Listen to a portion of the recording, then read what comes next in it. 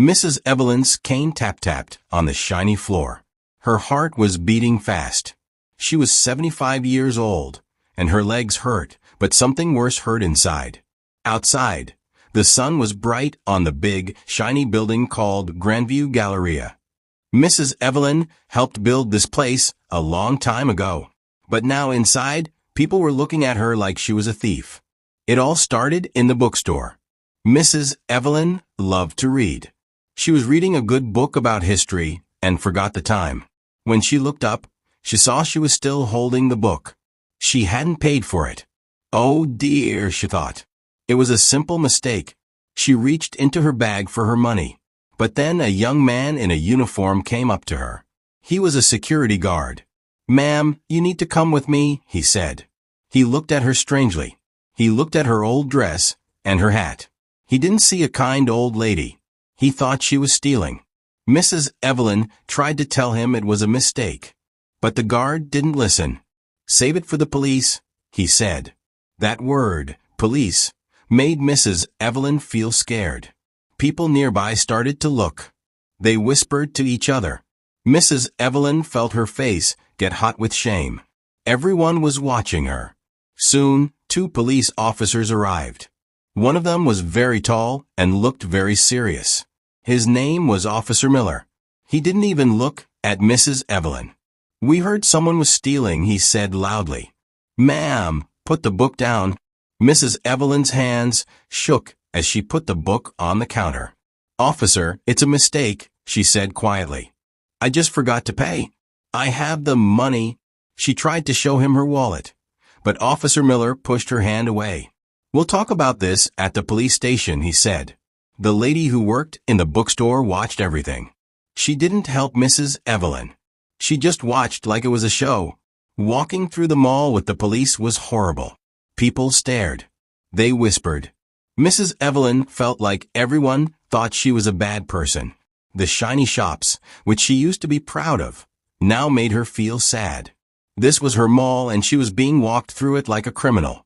When they got to the front of the mall, Officer Miller stopped. "Empty your pockets," he said in a rough voice. Mrs. Evelyn's heart beat even faster. She was so embarrassed. She slowly took out the things from her pockets, a small purse, a handkerchief, and some keys. Officer Miller looked at the keys. "What are these for?" he asked. Mrs. Evelyn didn't want to answer. She didn't want this to go on any longer, but she knew she had to. "They're for my office," she said quietly. "Your office?" Officer Miller laughed. "An old lady like you has an office here?" He looked at the other officer and smiled in a mean way. They didn't believe her. More people gathered around. The whispers got louder. Mrs. Evelyn felt a tear roll down her cheek. She built this mall. She worked hard to make it a nice place. And now, she was being shamed in front of everyone. Officer Miller's harsh laugh echoed through the mall. "An office? Right." He turned to the growing crowd, a smirk plastered on his face. "Looks like we've got ourselves a real mastermind here." The crowd chuckled, their laughter like salt in Mrs. Evelyn's open wound. She wanted to disappear, to melt into the polished floor and be swallowed by the earth. "Officer, I'm telling the truth," she pleaded, her voice trembling. "I own this mall." The words hung in the air, fragile and desperate against the backdrop of the officer's disbelief and the crowd's mockery. Officer Miller stepped closer, his face inches from hers. His breath smelled of stale coffee and something else, something sharp and unpleasant. "You own this mall?" he repeated, his voice dripping with sarcasm. "Show me the proof." Mrs. Evelyn's mind raced. The paperwork, the deeds, the legal documents, they were all in her office. The very office he was now dismissing with a wave of his hand. "The documents, they're in my office," she stammered, pointing towards a discreet door near the mall's administrative wing. Officer Miller's eyes followed her gesture. He hesitated for a moment, then shrugged. "Fine," he said, his tone suggesting he was humoring a child. "Let's go see this office of yours." The small procession. Mrs. Evelyn flanked by the 2 officers, trailed by a curious and increasingly large crowd, moved towards the administrative area. The walk felt like an eternity. Each step was a heavy burden, each whisper a sharp sting. Mrs. Evelyn kept her head held high, though her heart was breaking. They reached the door, a simple, unmarked entrance that led to a small hallway lined with offices. Mrs. Evelyn fumbled in her purse for the keys, her hands shaking so badly she almost dropped them. She finally managed to insert the key into the lock and push the door open. Inside, the office was modest but functional. A large oak desk sat in the center of the room, piled with papers and files.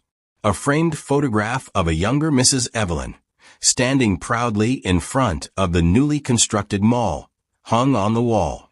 Officer Miller stepped inside, his eyes scanning the room. He seemed momentarily taken aback, but quickly regained his composure.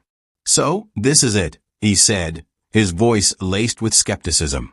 "This proves you own the place?" Mrs. Evelyn walked over to her desk and opened a drawer. She pulled out a thick folder, its cover labeled Grandview Galleria Ownership Documents. With trembling hands, she opened the folder and presented it to Officer Miller. He took the folder, his eyes quickly scanning the pages. His face began to pale. The other officer leaned in to look, his eyes widening in surprise. The crowd, sensing a shift in the atmosphere, fell silent. Officer Miller slowly closed the folder and looked at Mrs. Evelyn. His face was now a mask of embarrassment and confusion. He cleared his throat, his voice barely a whisper. "Ma'am, I didn't realize." Mrs. Evelyn looked at him, her eyes filled with a mixture of sadness and quiet dignity. "It seems there's been a misunderstanding, officer," she said softly. The bookstore manager, who had followed the group, now stepped forward, her face flushed with shame. "Mrs. Evelyn, I'm so sorry," she stammered. "I should have." Mrs. Evelyn held up a hand, silencing her. She looked at the crowd, at the faces that had moments before been filled with judgment and suspicion. Now, they were filled with a mixture of guilt and pity. "This," Mrs. Evelyn said, her voice clear and strong, "is a lesson for all of us.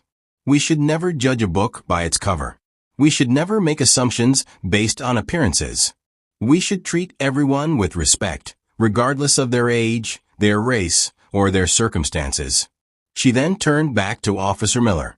"I believe an apology is in order, officer," she said, her voice firm but not unkind. Officer Miller, his face a deep shade of red, mumbled an apology. He then turned to the crowd. "Everyone please disperse," he said, his voice lacking its earlier authority. The crowd slowly began to dissipate, their whispers now filled with apologies and expressions of regret. The bookstore manager approached Mrs. Evelyn again, offering a tearful apology and promising to take steps to ensure such an incident never happened again. Mrs. Evelyn accepted her apology with grace, but her heart was heavy. The humiliation she had endured would not be easily forgotten. As she sat down at her desk, she looked at the photograph of her younger self, full of hope and dreams. She had built this mall as a symbol of opportunity and equality, but today it had become a stage for prejudice and injustice. But as she looked out the window at the bustling mall, she saw people laughing, shopping, and enjoying themselves. She realized that despite the ugliness of what had just happened, her vision had not been completely shattered. There was still good in the world, there was still hope. And she, Mrs. Evelyn, would continue to fight for a world where everyone was treated with dignity and respect.